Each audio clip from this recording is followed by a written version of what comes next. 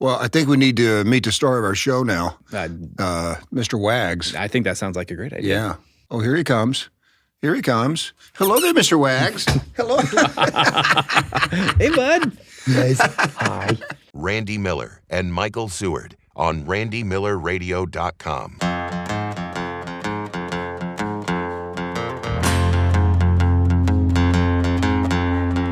People say the blues is just a good man feeling bad. I don't know about you, that's not the kind of blues I have. I'm a bad man. I'm feeling good. Yes, I'm a bad man. Let's get that understood. Okay, this is exciting for me. This is big because we're going to be talking about something that a lot of people are very interested in. Dogs. That's right. You got one, you got two, you got three.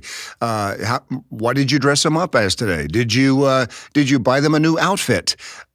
We've always had dogs in my family, and there's one little dog especially that I want to tell you about. His name is Scallywag. We call him Wags because that's all he does. And he's always been so athletic and so agile. He catches Frisbee 20 times twice a day.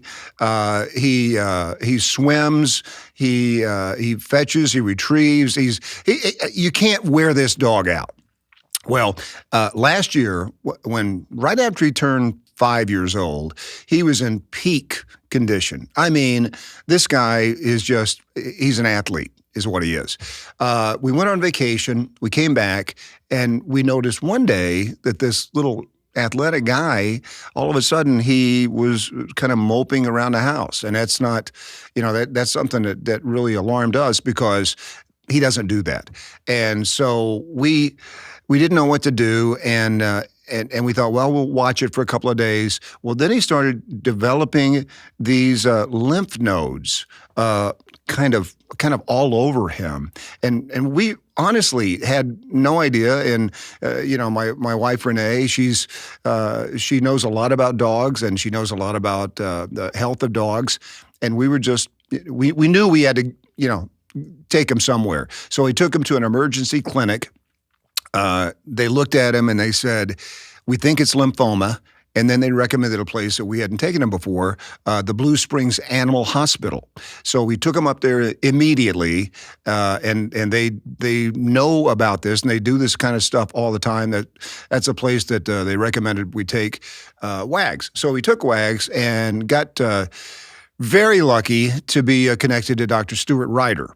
And Dr. Ryder diagnosed it as lymphoma, and he saved our dog's life, and I just want to welcome him to the program. Dr. Ryder, how are you? I'm doing well. Thanks for having me. Oh man, I can't say enough great things about you, publicly and privately. Well, you're very kind. But kind of talk us through, because this is something that even our conversations with friends and relatives.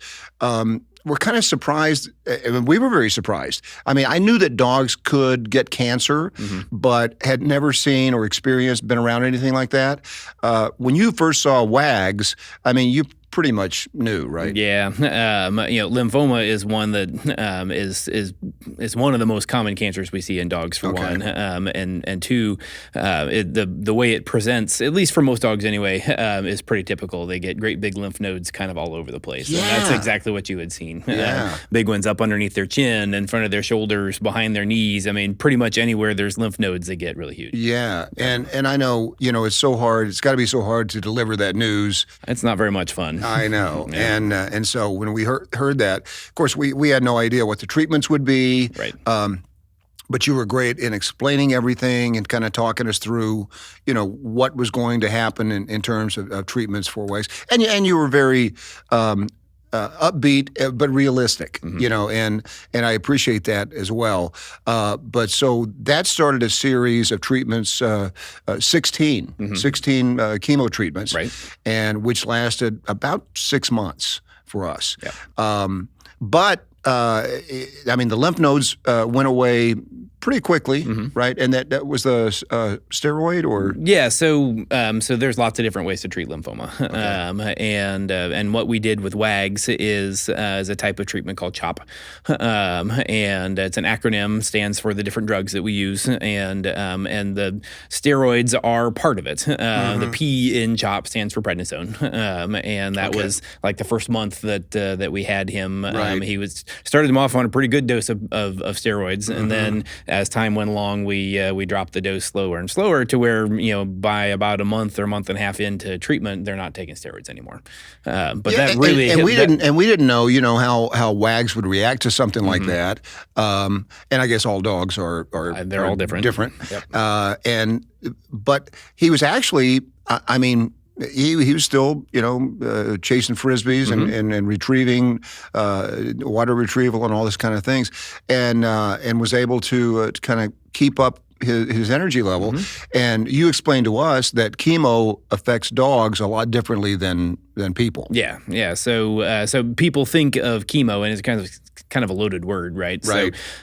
So you have this image in your head of like your hair's all falling out and you're just awfully sick and throwing up and and just really feel terrible. And thankfully, the majority of dogs that we see that we do chemo on don't get those really bad negative side effects. They don't even lose their hair. Yeah, so in most cases. In most cases. Now, you get some dogs that their hair grows all the time. Poodles would be good examples. Old English sheepdogs are good examples. And because their hair is constantly growing, the chemo does affect their hair. So so they'll look pretty sparse by the time we get done. But for dogs like Wags, he's got shorter hair, and he doesn't have to go to the groomer; he sheds. Right. And I should mention too that Wags is a pit bull mix rescue that we've had since he was 8 weeks old, and has just always been that kind of an energetic dog. Yep.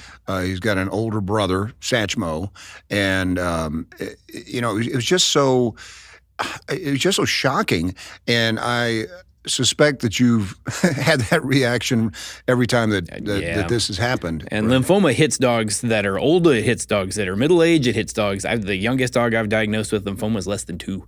Oh, wow. So it's not a good one. Of course, there's no types of cancer that are good, but this is not a great one. But we do have options. So we have steroids, we have chemotherapy, and multiple different even types of chemotherapy depending on the situation. So, and that's why I want to have you on too, not just for the education purposes, but also if this happens to your dog, if this is something, hopefully it doesn't happen, but if it does happen, there are a lot of scary questions. I mean, we didn't know. Our first question was, how did he get it? Right. And that's a great question. And the answer is we don't know. Yeah. So if you go and look at the research, about 1 in 4 dogs over their lifetime will develop some type of cancer. And 1 in 4? Yeah. Wow. And if you cut it down to just dogs that are over 10, it's 1 in 2. Oh, wow. Yeah, so and cancer is a loaded word, right? So, what kind of cancers have you seen? Oh, lots. So and so it's the C word is so loaded that I try to actually change the wording a little bit to say, we have a mass or a tumor, because some tumors are benign, right? Right. So like it's a skin tumor, it's not a bad deal. You do surgery, you get it off, and you're fine. Or then some tumors are malignant, and malignant and cancerous would be synonyms. So if it's something that is malignant, that means you've got bad news. It's more likely to spread, or it's more likely to affect other organs. So lymphoma would be one of the most common examples of a malignant tumor that we see in dogs. And it's so weird that you don't know where it comes from. Yeah, and there's some like lung tumors in dogs. We know that chronic exposure to secondhand smoke, just kind of like in people. But most tumors, they just happen. Wow. Yeah. And then, we started the treatments, and it was every week for a while. Yep. And then it went to, I think, every other week. Yep. For the first half of treatment, first 8 treatments every week, and then the second half we flipped to every other week. Well, the other thing I have to talk about, because Wags is an excitable guy. Yes. And he has we've never had a vet experience a good one with him because he freaks out. I mean, he just freaks out, and especially if anybody grabs a paw, he doesn't like that at all. Right. And so you gave us a good idea for a combination of some drugs, some sedatives that we could do before you bring him in, because I mean, you don't want your dog to be stressed, Right. and you don't want the vet to be stressed, so. We gave him this concoction a couple of hours before bringing him in for the first time, and he was great. I mean, he was, we had just never seen him at a veterinarian visit behave like that. He was just great. Yeah, well, and that's something that as a profession we're trying to move more and more towards. Is trying. It's a lot like people who don't like going to the dentist. Right. Well, you take medicine to make sure that you don't freak out while you're at the Sure. dentist, and that's normal. Right. Like we do that all the time. What about dogs? How can we help them not be so afraid? And this particular concoction worked really well for Wags. He came in and you could tell that it wasn't his favorite thing in the world, but like he let us do it. And then really cool thing for him is as we went along and we did this every week, like he got to where like he'd kind of start wagging his tail a little bit when he came in, and then he'd start getting more and more cooperative for all the things that we would do, and then by the end he's giving us kisses. So exactly. It was pretty cool. And we would always tell him, "You're going to see your buddy. Yep. We're going to go see your buddy today." And just that part of it was amazing to see for us. Yep. But then the treatments themselves and the progression that they made was really remarkable. And so he got to the point where his lymphoma went into remission. And I think there's checkups every 3 months, something like that. Yep, and we'll do a checkup every couple of 3 months. Going forward, it's you use the word remission, and that unfortunately doesn't mean the cancer is gone. Right. I mean, you always hope it is, but but it is likely to come back at some point, and that's why we check. And if it decides it wants to rear its ugly head again, then we got more stuff we can do. Right. Well, and that's the thing I think that people really need to know is it's not a life sentence. I mean, it's not an end of life thing. Right. There are treatments available. There are things you can do, and we just didn't know how Wags would come through that. But man, he came through like a champ, and I just thank you so much for all the treatment that you've done, and everybody at the Blue Springs Animal Hospital. Man, I mean, they are fantastic. Well, that makes me probably more proud to hear than anything else you've said today. That's a huge compliment. Man, I mean, all of the assistants, all the techs there. Every time Wags would come in, they would run over to him, and he was kind of like he was leading the parade, Yep. And it was just so cool to see. But now, how long have you been a vet? I've been a vet for 19 years now. Okay, 19 years. So you've seen just about everything, I would imagine. You would think so, and then you show up and they're like, I've never seen that before. That's right. That's new. All right, here we go. Let me get a picture of I'm that. going to go and get the book out because I've never seen that before. Yeah. That's actually one of the cool things about our practice, though, is we got a lot of doctors there, and so it's not just me and my 19 years. We've got way over 100 years worth of experience in that building. Yeah. So if I've never seen something, somebody else probably has. So obviously, when you get into something like cancer, you as a dog owner, you try and do all the research you can. Sure. And and we kept telling you every time they visit, hey, we heard something else. There's something else. And you. I think you kind of indicated too that you think this is pretty much the most exciting time for developing treatments for everything. Oh my gosh, yes. Is that right? The pace of progress and it's not just veterinary medicine; it's medicine as a whole. Yeah. Is just going faster and faster and faster. That's pretty cool. We're coming up with new stuff to treat, new things. We're coming up with new ways to diagnose new things. It seems like it's every day. You find something new that's coming out. So it is. It's super exciting. It's an exciting time to be in practice. Yeah, and I know you guys have to take continuing education classes and courses, and so you stay up on the very latest things. Yeah. That's also great to hear because I think there are some, not just vets, but doctors that are kind of stuck in the same kind of treatment regimen of 1940s. But you guys at Blue Springs, you really have a sense of the new technology and new treatments. Well, and one of the most dangerous things you can be as a doctor is, well, this is the way we've always done things. And there's something to be said for, hey, oldies but goodies, like it works. Sure. But there's also you always want to be aware of what the new things are and how if we did this well before, how can we do it better now? And the really scary thing is that people have computers in their homes now. Yeah, yeah. Dr. Google and Dr. Facebook are right. they're alive and well.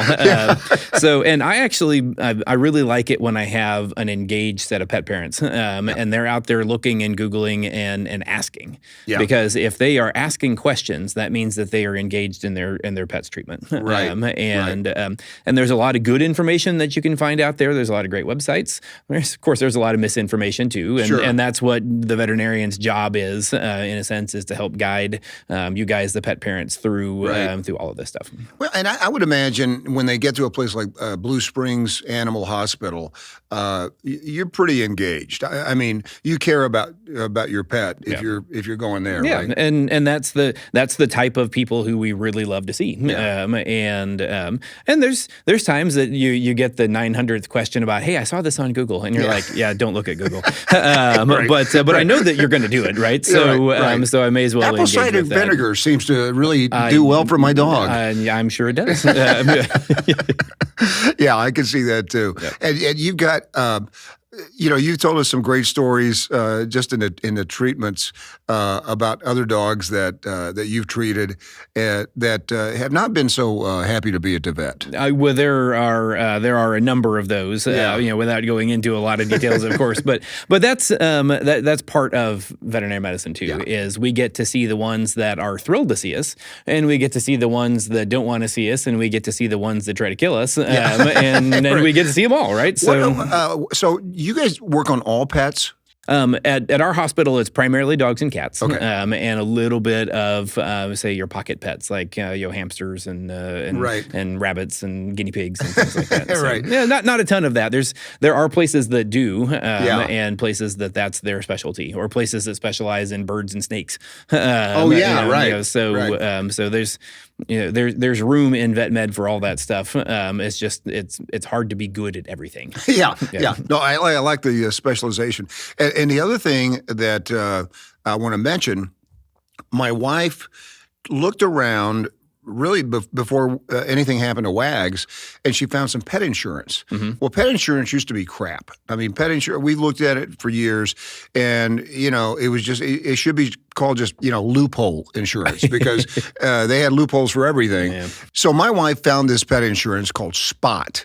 And I mean, I'm not the brand spokesperson, but I will tell you that it covered about 80% of the treatments. And every time we filed a claim, they would make the payments. It is one of the best things that we've ever seen.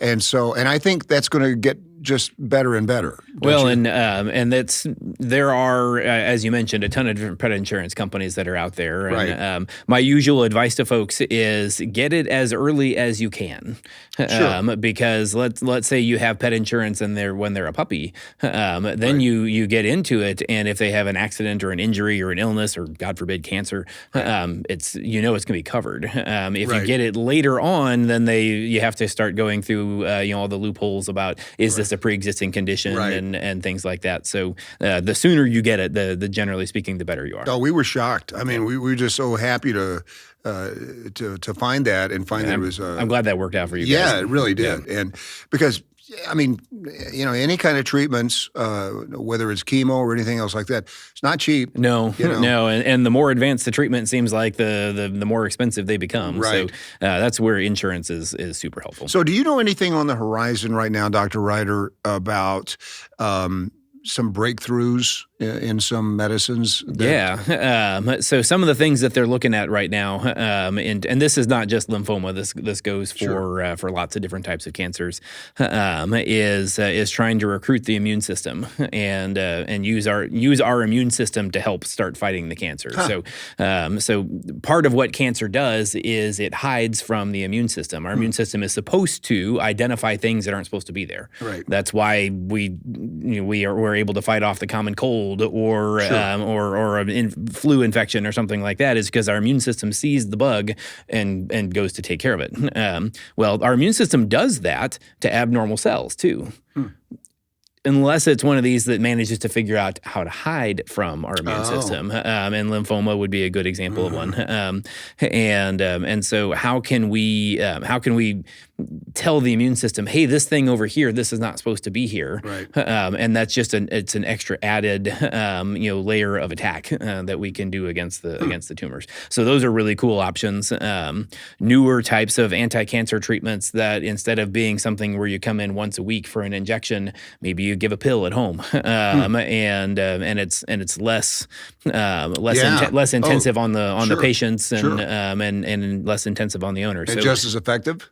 And the idea of all of these is how can we make it more effective? Right. Is this something that's better by itself? Is this something that you can add on to an existing standard of care? Like what? And there's so many new developments on that line. So, and my wife is crazy about nutrition for dogs, and I mean, I can tell you, if we go camping, half of the camper is filled with dog food, some kind of dog.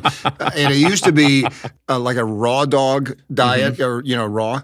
And so she would spend 2 hours making a dog food, and then why don't we get hamburgers? But I mean, it's just nutrition is so important, isn't it? And it really is. And a lot of people, unfortunately, I think a lot of people are still kind of stuck in the, here's a bowl of this kind of thing. And there's a lot of, we'll call it research on what makes the best nutrition for dogs. And a lot of the stuff that is the sort of traditional bowl of dog food, like that's still pretty good stuff. And there's ways that, for people who want to be more proactive about, I want to make my dog's food. Right. There's pluses to that, but there's also minuses in the sense that dogs aren't small people. And what accounts for a balanced diet for you or I isn't necessarily a balanced diet for dogs. Yeah. And cats are the same way. What accounts for a balanced diet for a dog is not a balanced diet for a cat. So so trying to make those home cooked diets balanced is one of the biggest challenges, I think, for people who want to be more proactive about it. Do you know about? I'm sure you know Whole Dog Journal.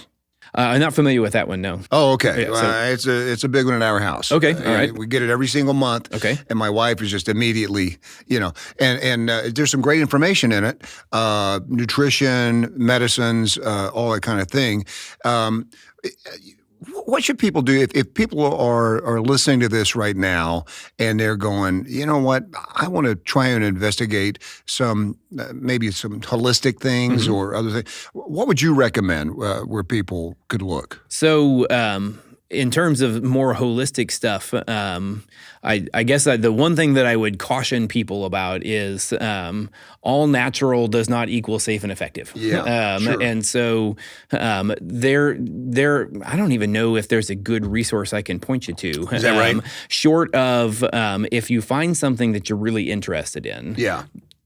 Call and talk to your vet, because they're going to they'll be able to look at whatever specific item that you found and say, "Ooh, hey, I really like that. This looks like this would be a good add-on." Yeah. Or, "Hey, that looks like this has XYZ, maybe not so great ingredients in it. Maybe you should look at something else." Or any of the above. So why do I feel like the new edition of Dr. Ryder's Holistic Cookbook is coming out next week? No.